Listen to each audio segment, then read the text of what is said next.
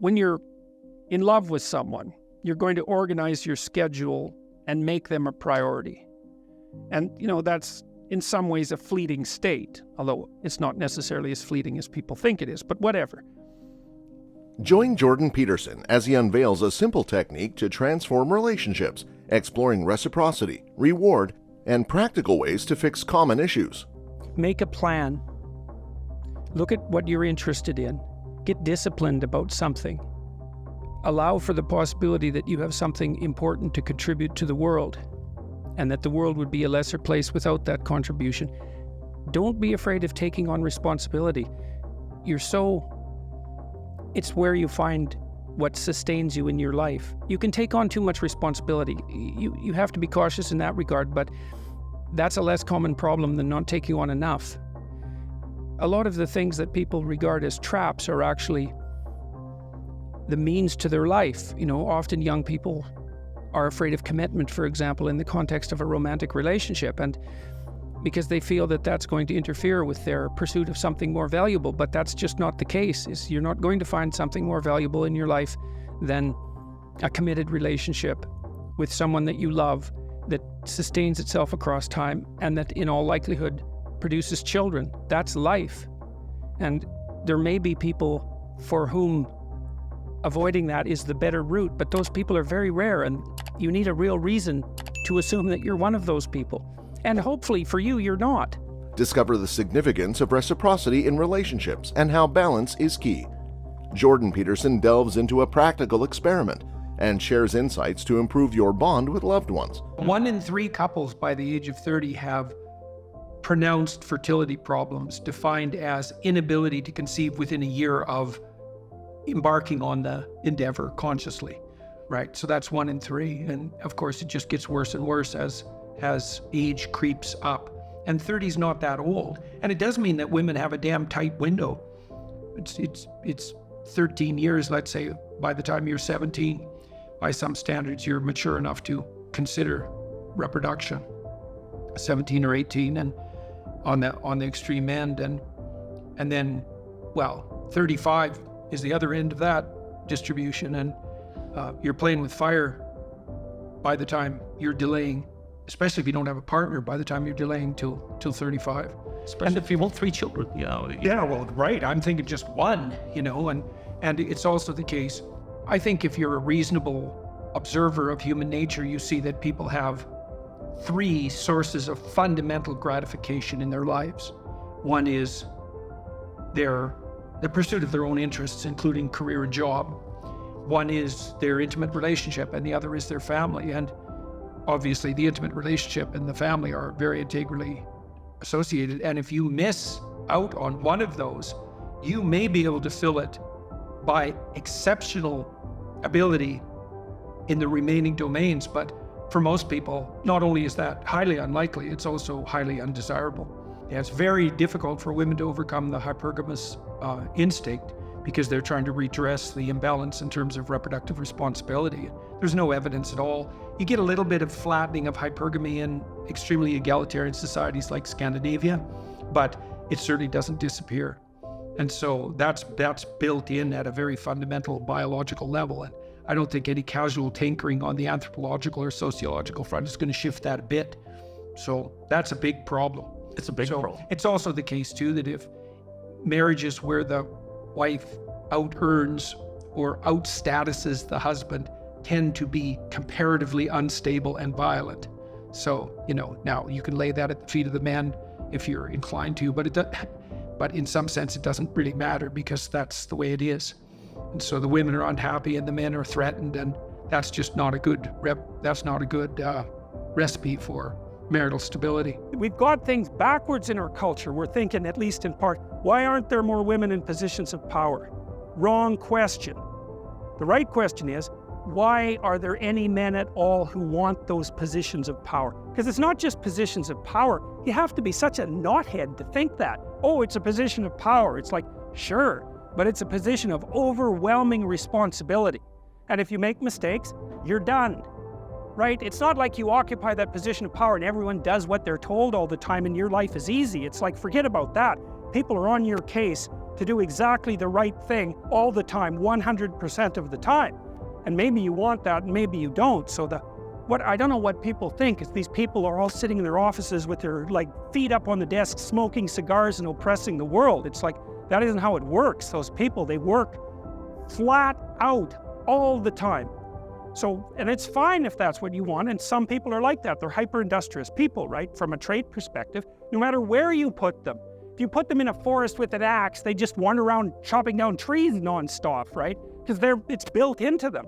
But if you want to have a balanced life, and you should want that, because the other thing you'll find, and this is God's gospel truth, is that the older you get, if you have any sense at all, the more important your family is to you.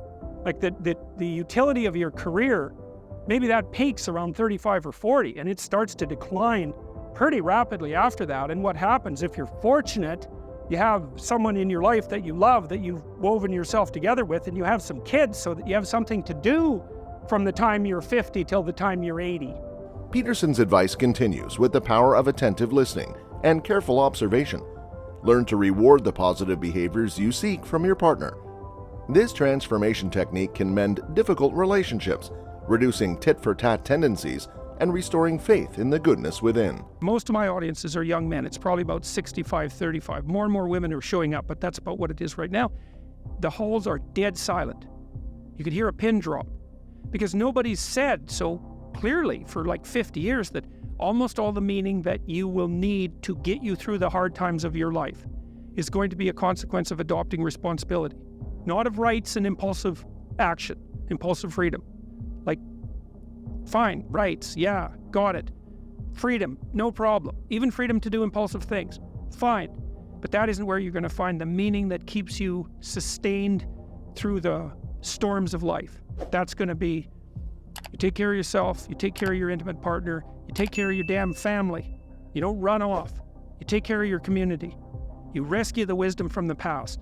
You stand up straight and you be courageous despite the fact that life is tragic and tainted by malevolence. It's like that's ancient wisdom. That's what that is. And understanding that there's structure and discipline, and that, I am in a lot of ways both of those things you described earlier. I'm in a lot of ways, my mind I'm creative, and I'm always sort of half paying attention to things, but I'm also disciplined. Yeah, right. And it's one of the reasons why I think I so relate to both sides of this issue. It's a great thing to know with people, like in your relationships. Here's the key to a good relationship.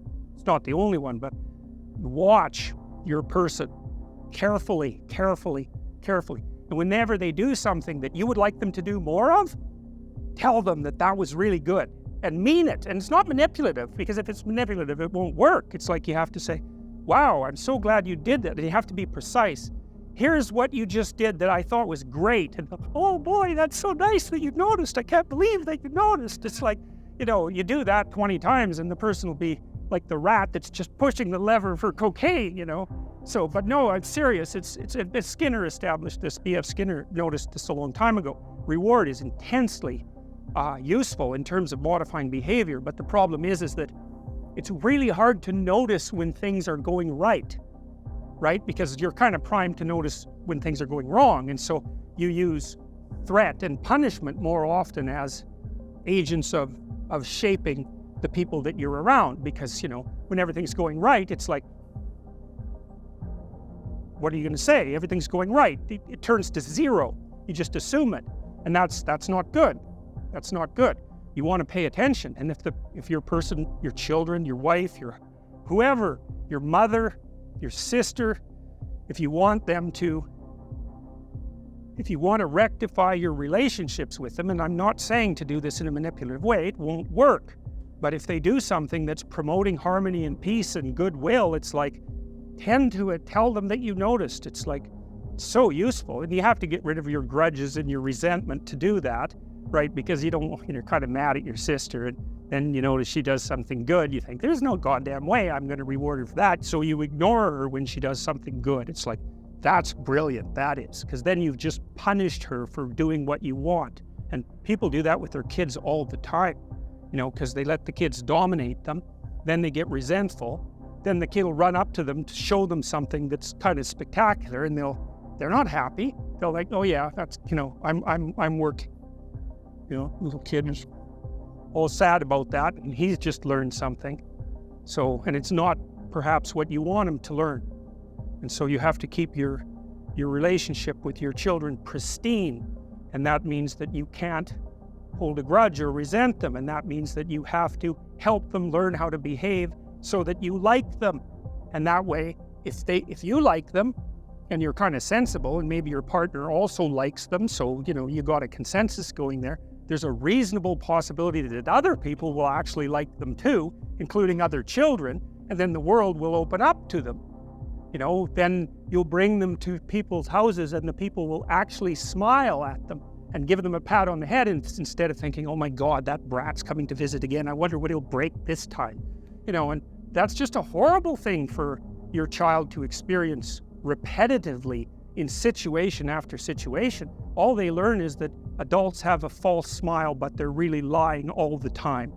God, it's like a bit of hell, and there's a lot of children who are trapped in that. It's really awful to see.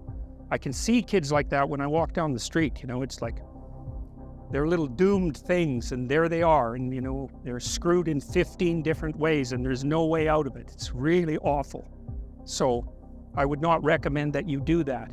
It's better to notice that you're a bit of a monster, or a lot of a monster, and notice that you are much happier with the people around you when they behave in accordance with reasonable social norms, and then you actually feel genuinely connected to them, and you want to work on their behalf so that everything works out.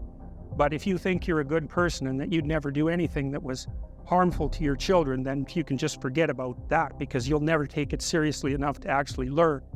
I think that people are having a harder time finding, let's call them more permanent relationships, is because it's become increasingly easy to have fleeting, casual, sexual relationships. I mean, Tinder is a revolution, right? It's a revolution in sexual behavior, and it's certainly not obvious that it's Is it a social thing? Is it just technology? Is this what people want to be doing?